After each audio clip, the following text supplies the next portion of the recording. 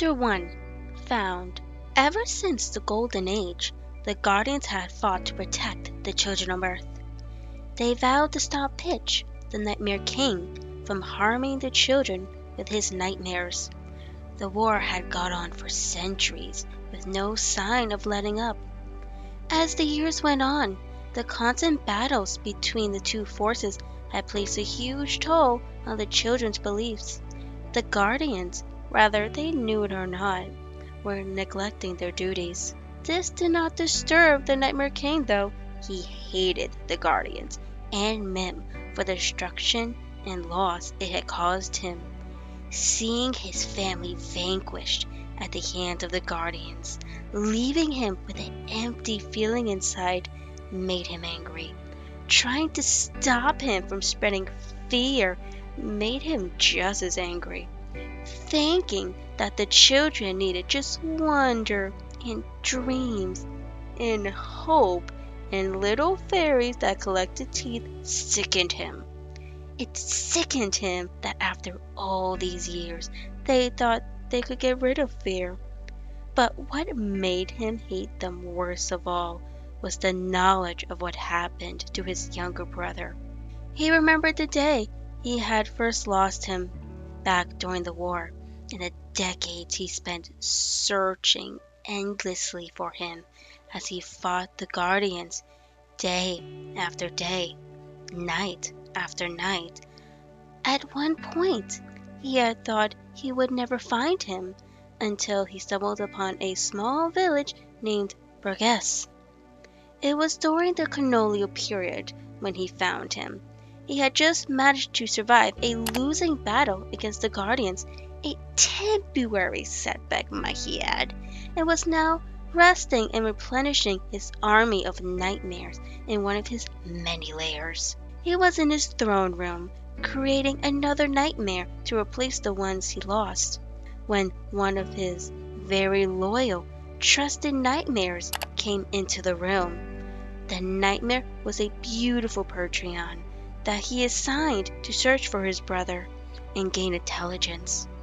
All his nightmare horses were intelligent, but this one was the brightest of all of them, considering it was his first successful one, and in a way, knew him better than he knew himself. Pitch glanced from his almost completed nightmare to glance at the nightmare entering the throne room.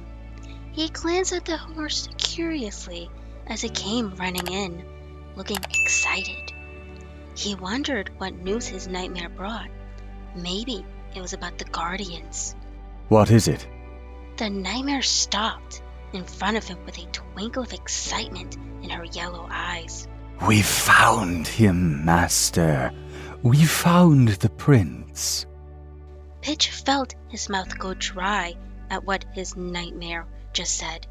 After all this time, after all the battles of pain and loss and fear, they finally found him, his younger brother. Where? The horse stomped her hooves in excitement. In a small village not far from here. The village is called Burgess. I stumbled upon his home while delivering nightmares to the children in that area. I found him with a young girl. The girl was asleep, however. He saw me, but was not afraid of me. Pitch felt his eyes widening. Could it really be his little Jackie? His baby brother? Did he talk to you? Yes, the horse confirmed. He wanted to know what I was and why I was here. I told him that I was supposed to give them nightmares. The child didn't show any fear, though. He asked me to not give any to his sister, but was willing to take both of their nightmares himself. Pitch looked shocked. Sister, I didn't want to give your brother nightmares, Master, but he was determined to protect his sister from getting any nightmares. Did you give him the nightmares? He asked, threateningly, which the nightmare ignored. No, master, I wouldn't dream of it.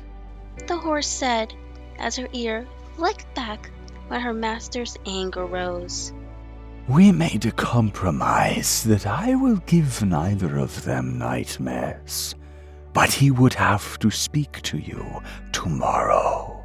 A small smile crept onto his face. When does he want to meet? Pitch asked, not realizing the hopeful tone in his voice.